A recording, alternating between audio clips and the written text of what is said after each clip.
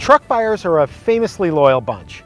Chevy, Ford, GMC, or Ram, once they pick a brand, they tend to stick with it. Still, bragging rights matter. How much power it makes, how much payload it can haul, and how much trailer it can tow are the facts that support arguments for or against any given truck. Chevy fans then must be happy to see this guy. Not only is this the redesigned 2019 Silverado, it's the LT Trail Boss, the one that's most capable off-road. Will Silverado owners like this new one? I'd bet yes. Can Chevrolet woo owners of other trucks with this redesign? Let's take a closer look. Everybody's here. Let's get started. There's nothing to fear. When I'm broken hearted, breathe in and let your body go. Breathe out and let the future know. You're facing the crowd and ripping off labels, turning the plow, dancing the table. The new Silverado comes in 3 cab styles, 8 trim levels, and with 6 different engines. Now, obviously, I can't go through the entire lineup, so let's just focus on what I'm driving, which will no doubt be one of the most popular configurations of this truck.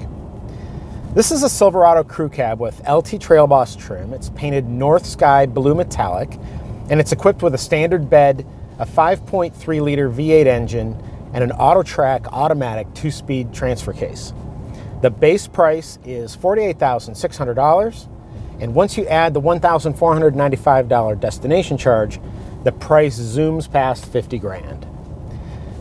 Then, on top of that, this test truck has got a leather package, a couple of convenience packages, a safety package, a bed protection package, an advanced towing package, a trailer brake controller, and dealer-installed off-road steps. So the price tag for what I'm driving is $56,790. The new Silverado looks terrific, especially in Trail Boss specification. Now that trim installs an off-road suspension with a 2-inch lift, a Z71 off-roading package, and black 18-inch wheels with Goodyear Dura Track off-road tires. Trail Boss trim also blacks out the exterior chrome and adds a couple of purposeful front tow hooks. This truck has a clean design with a short front overhang and cab forward placement, which gives it a blunt force instrument kind of a look. Inside, the Silverado's design theme doesn't stray far from its predecessor. It is improved, but at the same time it looks and feels dated right out of the gate. Materials are fairly industrial in terms of their look and feel, which is easy to justify in a lower priced version of this truck, but this one's more than $56,000, which makes it harder to accept. I do concede, however, that a Trail Boss is likely to get beaten up, so premium leather and real wood and polished metal probably aren't appropriate for this version of the Silverado.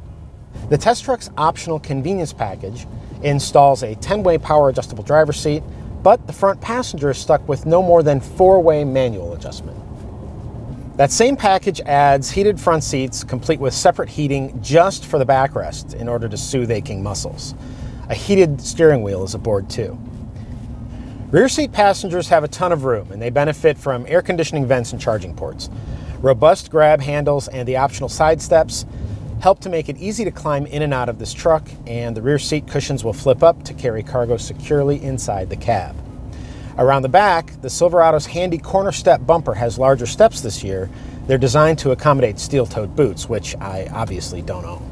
A power tailgate is new, and a 120-volt power outlet in the bed is part of the convenience package too, which also comes with a high-definition reversing camera, a mid-grade version of Chevrolet Infotainment 3 technology, and a Bose premium sound system. My test truck also has the optional Chevy Tech spray-in bed liner. When it comes to those all-important towing and hauling numbers, Chevrolet says that the LT Trail Boss will tow up to 9,500 pounds. Now, depending on the cab, the trim level, the engine, and the packaging, the new Silverado can tow as much as 12,200 pounds and carry up to 2,250 pounds of payload. Chevy's proud of its new Dura Bed design, which has a roll-formed, high-strength steel floor. So you can expect lots more ads showing sharp things being dropped into cargo beds. Also, the Dura Bed offers more volume than the competition and comes with 12 tie-down hooks, each rated for 500 pounds of force. Chevy expands the number of driver assistance and collision avoidance systems that are available for the new Silverado, adding things like pedestrian braking, blind spot monitoring, rear cross traffic alert, and a following distance monitor. Next generation Chevrolet Infotainment 3 technology adds improved graphics and more functionality while continuing to provide a teen driver report card system and a 4G LTE Wi-Fi hotspot. Apple CarPlay and Android Auto smartphone projection also returned from last year. You'll need those two features for navigation too, because an embedded navigation system is offered only for LTZ and high country trim levels this year. Chevy also offers useful new reversing camera displays to help with attaching a trailer. And there's plenty of power for towing and hauling too.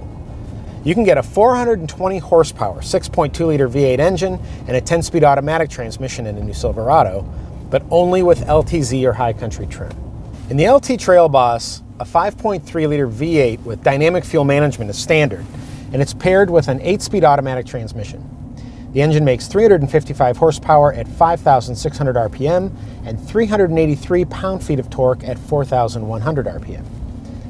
Dynamic fuel management is a fuel-saving cylinder deactivation system. Now, Chevy says that it offers 17 different cylinder operation patterns and that it runs on 7 or fewer cylinders more than 60% of the time using software that performs up to 80 power requirement calculations per second. Wow, that sounds impressive, doesn't it? I think the DFM system in my test truck might have been broken. This LT Trail Boss returned 13.8 miles per gallon over 75 miles of driving. Now the EPA thinks it should be getting 17 miles per gallon. And for comparison purposes, back in 2015, I tested a Silverado 1500 four-wheel drive with a 6.2-liter V8 engine, and it got 16.1 miles per gallon. That, ladies and gentlemen, is not progress. Now granted, on testing day, I ran into extra city traffic and really wicked Santa Ana winds buffeted the truck on the highway. But to help compensate for that, I drafted an RV on Pacific Coast Highway, and I added a long downhill stretch of freeway to try and nudge the number up a bit. Evidently, that didn't help. If you buy one of these, you should probably plan to spend plenty of money on gas. As far as driving dynamics go, acceleration is strong and the transmission worked flawlessly. I didn't notice the dynamic fuel management system or the automatic engine start-stop system in operation at all. What I did notice is how utterly stiff this truck feels, you know, like a rock. And in spite of its raised suspension and its humming all-terrain tires, it's easy to go faster than you want to in the new Silverado. The steering and the brakes add confidence too. Now, I did perform some light off-roading in this truck. The breakover angle and the dealer-installed side steps do limit the difficulty level, but I took some gullies and holes and bumps and crests with more speed than I usually would, getting bounced around pretty good in the process.